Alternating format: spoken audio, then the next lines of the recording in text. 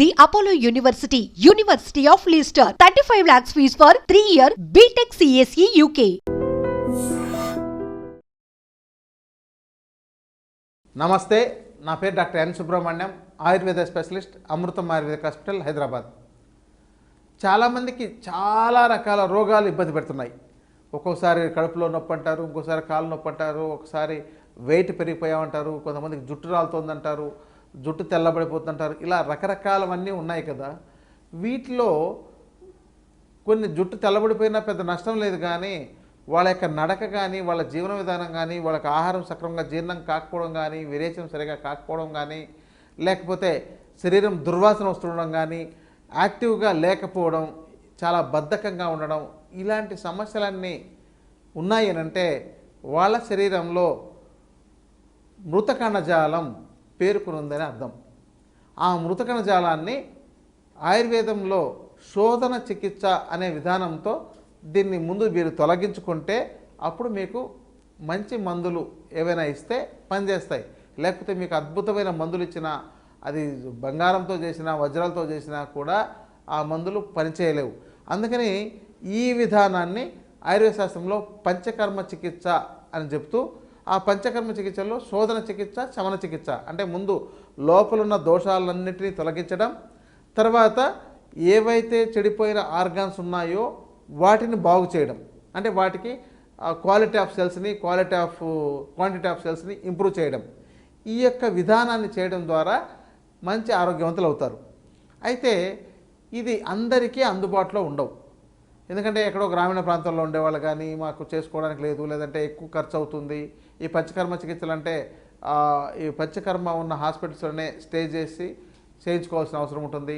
ఇంకోటి అంటే ఇక్కడ కూడా ఈ పంచకర్మల్లో చాలా విభాగాలు ఉన్నాయి. అంటే కేవలం నడుము నొప్పి వస్తుంటే అక్కడ మాత్రమే చికిత్స చేయొచ్చు, మెడ నొప్పి మాత్రమే వస్తుంటే అక్కడ మాత్రమే చికిత్స చేయొచ్చు, మోకాళ్ళ నొప్పి వస్తుంటే దానికి మాత్రమే చికిత్స చేయొచ్చు. ఇలా రకరకాలుగా ఉంటాయి. కాబట్టి మొత్తం శరీరాన్ని ఆరోగ్యకరంగా మార్చుకోవడానికి ఒక 35-40 సంవత్సరాల వయసు వస్తుండగానే రోగాల బారిన పడకుండా, ఆ రోగాలు మరింత ముదిరిపోకుండా, మీకు ఇప్పటికే ఏమైనా ఉన్నాయనుకోండి అవన్నీ ఇంకా మరింత తీవ్రంగా కాకుండా, తర్వాత ఏంటంటే ఎలాగో 40 ఏళ్ళు వచ్చిన తర్వాత మాకు రోగాలు వస్తాయి, వాటికి మందులు వేసుకోవాలి, మందులతో సహజీవనం చేయాలి అనే భ్రమలో చాలామంది ఉండిపోతున్నారు. అసలు అలాంటి పరిస్థితికే వెళ్లకుండా మీరు ఈ శోధన చికిత్స చేసుకుంటే, అంటే మీ ఇంట్లోనే చేసుకోవచ్చు, కేవలం దానికి కొంత గైడెన్స్ అవసరం, కొన్ని రకాల ఔషధాలు లాంటివి అవసరం, వాటిని వైద్యుల పర్యవేక్షణలో తీసుకొని చేసుకోవడం ఉత్తమం అండి. ఆ విధానాన్ని ఎవరైనా ఇంట్రెస్టింగ్గా ఉంటే వాళ్ళకి చెప్పచ్చు, కానీ ఇది ఓపెన్గా ఇలా చేసుకోండి, మీరు ఇలా దీన్ని వేసుకోండి అని చెప్పడానికి అవ్వదు. ఎందుకంటే దానికి ఒక పద్ధతిని కనుక మనం మార్చినట్లయితే మీకు దుష్ఫలితాలు వచ్చే అవకాశాలు ఉంటాయి. దానివల్ల కొంతమంది ఇబ్బంది పడి, అమ్మ మేము అలా చేయడం వల్ల మాకు కొన్ని రకాల సమస్యలు వచ్చాయంటారు.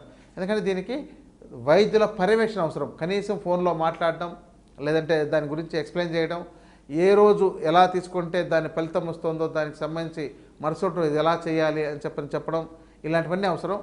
లేదా మీకు అవకాశం ఉండి ఎక్కడైనా పంచకర్మ సెంటర్లో వెళ్ళిపోయి మీరు అక్కడే ఉండి చేయించుకోగలిగితే చేయించుకోవచ్చు.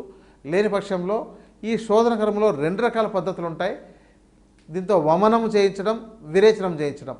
అంటే చెడు పదార్థాలన్నిటినీ మనకు అధోముఖంగా ఉండే వాటన్నిటినీ విరేచన రూపంలో, ఊర్ధ్వముఖంగా ఉండే వాటన్నిటినీ వమనం అంటే వాంతి రూపంలో ఆ చెడుని బయటికి పంపాలి. అంటే ఇది వాంతి చేయిస్తారా, విరేచనాలు చేయిస్తారా అంటే చాలామంది భయపడతారు. మీలో ఉండే చెడును మాత్రమే బయటికి పంపిస్తాం, మీలో ఉండే మంచినే చెయ్యం.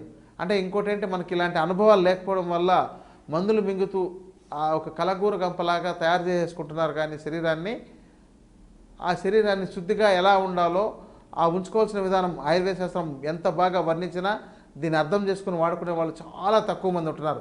కాబట్టి దీనికి ఒక సింపుల్ విధానాన్ని మేము తయారు చేశాం.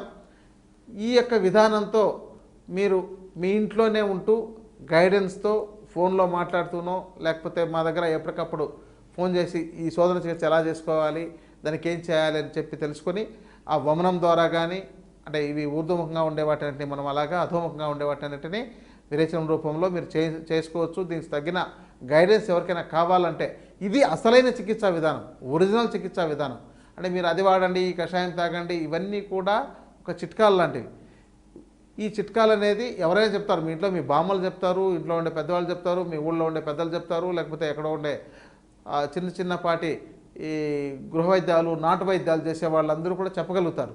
ఇవన్నీ కూడా తాత్కాలిక ఉపశమనాన్ని ఇస్తాయి. మీకు మీ శరీరాన్ని ఎప్పుడు ఆరోగ్యకరంగా కాపాడుకోవాలంటే మీరు ఈ వమనాలు విరేచన చికిత్సలు కొందరి వైద్యుల పర్యవేక్షణలో కానీ గైడెన్స్తో కానీ మీరు ఆచరించడం ద్వారా అసలు మీరు అనారోగ్యం పాలిట పడకుండా, అసలు అనారోగ్య బారిన పడకుండా కాపాడుకోవచ్చు. ఇది మనకు ఆయుర్వేద శాస్త్రం అందించిన ఒక అద్భుతమైన వరం లాంటిది. ఇంకొకటి ఏంటంటే ఇది ప్రతి సంవత్సరం చేసుకోవచ్చు. మొదటిసారి కొంత ఇబ్బందిగా అనిపించవచ్చు, కానీ తర్వాత అదేదో చికిత్స బాగుందండి మేము మళ్ళీ మళ్ళీ చేయించుకుంటామని చెప్పని చాలామంది అడిగి చేయించుకుంటున్నారు.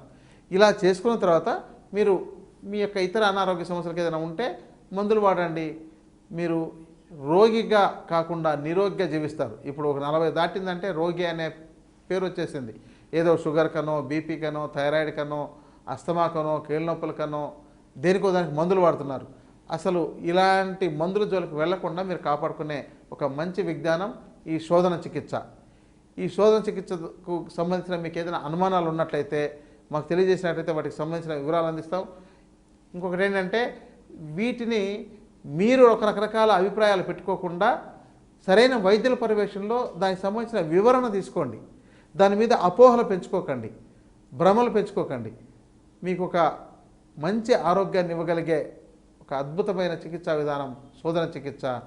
దీన్ని ఆయుర్వేద చికిత్సా పద్ధతిలో చేయించుకోవడం ద్వారా రోగగ్రస్తులు కాకుండా కాపాడుకోవచ్చు. ఇతర వివరాలకు కామెంట్స్ రూపంలో కానీ తెలియజేసిన ఫోన్ నంబర్లో మీరు సంప్రదించండి. నమస్కారం.